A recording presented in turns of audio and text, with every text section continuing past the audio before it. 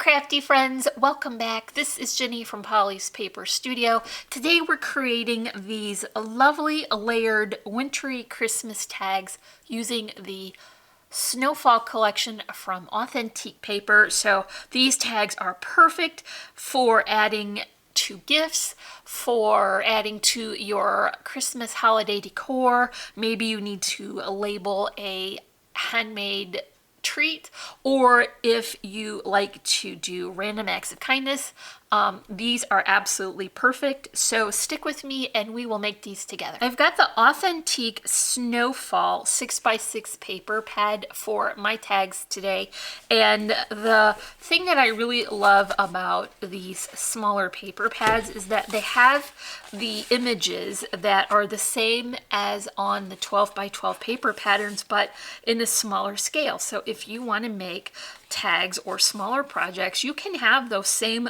gorgeous vintagey images and they will fit perfectly on your project. I went through and picked the ones that I liked the best for 4 tags today, and then I also pulled out a fair few of these patterns and mixed and matched them. So they all work really well together and you're going to have a lot of fun coming up with your own combinations. I've got a base of a tag that is die cut with 110-pound cardstock. You don't have to have a die for these. I happen to like that stitched edge, so I use that, but you could easily just cut strips with your paper cutter and nip off the edges and then adhere it to the paper and cut them out. You don't need to have the die for this project. So on the inside is that 110-pound cardstock. Then I'm gonna layer on the pattern papers, and don't you love that scale of that plaid? It is just amazing because even though we're gonna cover quite a bit of it, you'll still see it around other layers. So here's the front, or the back, I guess. They're both the same. I do like to finish the back of these. You could also leave a section for writing to be added. So if you want to use this as a gift tag, that would work really well. I've got my smaller section cut. It will be hard to show, but I also ran this strip through that same die so that I could get that stitched edge. And I want to aim this a little bit higher than middle because I need room for some trims at the bottom. And I've also got a very small die cut doily. This came from Cherryland Design Dies.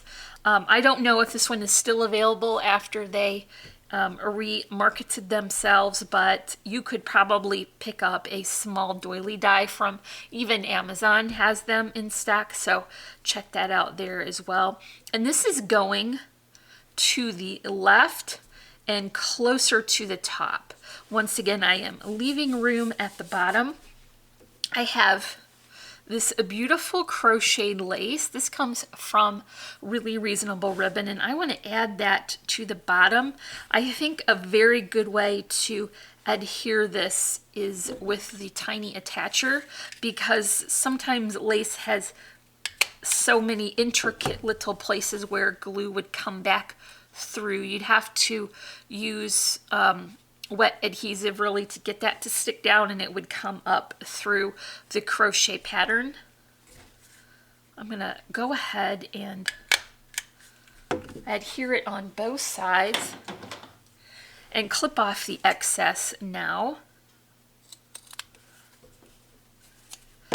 For this layer, I will bring in my hot glue to add this. It's just a tinsel pipe cleaner or Chanel stem, however you call them where you're from. And I'm just going to add that with a bead of hot glue down the whole length and press that in, making sure to stick all those little parts into the glue well, because that is going to hold it and keep it secure. Now I'm going to use my fabric scissors to cut the stem, and then I'll have to be mad at myself later. But I didn't bring my other scissors down, and I'm too lazy to go up and get them.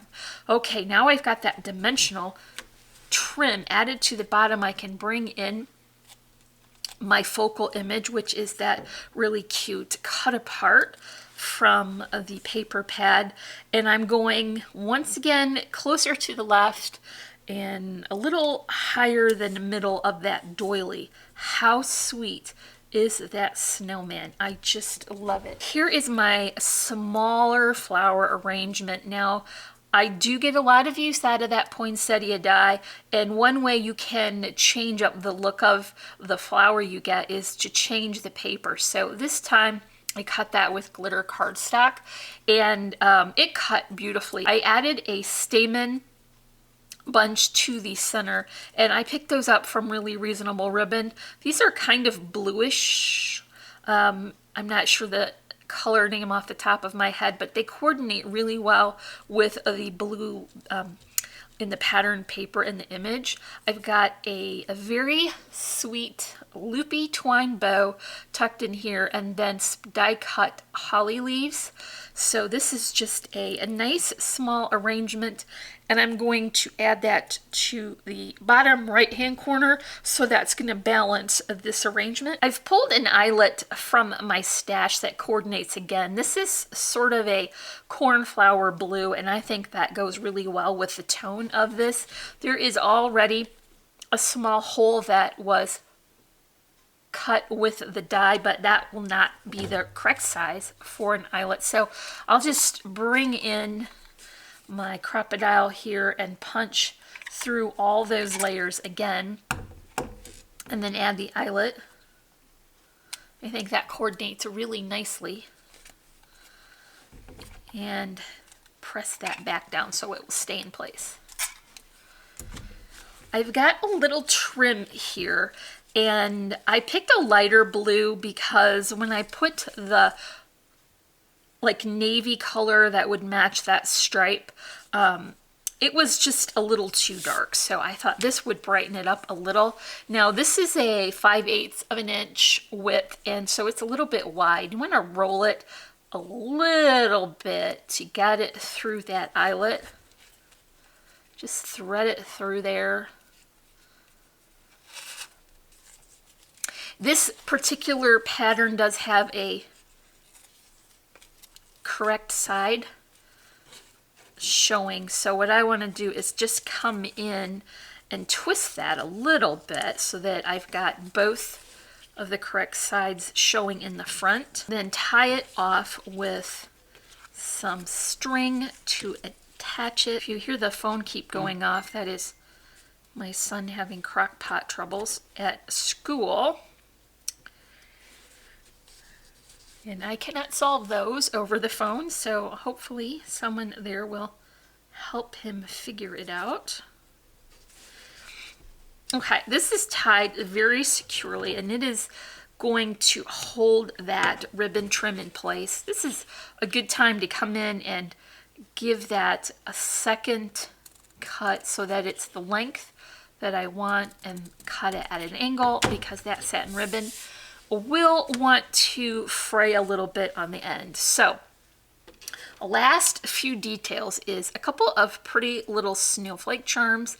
These are from the Funky Junky Boutique. I'm gonna put 2 on because I like more.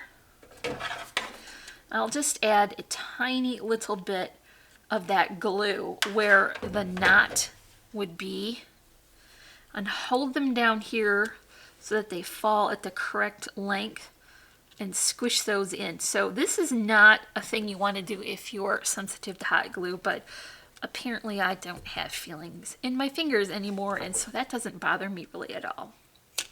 I snipped off that excess thread there, and I'm going to attach a bow. This is a loopy twine bow, and I've added a small vintage button. And oh, there goes the crock pot again. I'm gonna hot glue that and then wrap the thread that I tied the button on around the back and tie it so that I'll have a little extra security that it will stay. go easy on that hot glue because you don't want it to squeeze out and show from under that butt. Okay, last but not least, I've got a couple of little die cut stars, as I do with the glitter paper. This time I cut them with a pretty blue cardstock, and I'll just tuck those in here, and one for this side as well. And I think that is perfectly coordinated and very festive. Here are the other tags that I created. So I did mix and match those patterns so that they all look similar but a little bit different, and all of them have the same embellishment details. So they are all super sweet and festive, and because they have that 110-pound cardstock core, they are super sturdy and they're going to hold up beautifully. So thank you so much for joining me while I create these tags with the Snowfall collection from Authentique paper. If you look in the description, you will find links to this collection as well as to the Funky Junky Boutique and Really Reasonable Ribbon. Also links to our social media sites. And if you enjoyed this video, make sure you give me a thumbs up, leave me a comment, and if you're not already, I would love for you to subscribe. As always, I'm wishing you a happy and productive day, and I thank you so much for watching. Bye!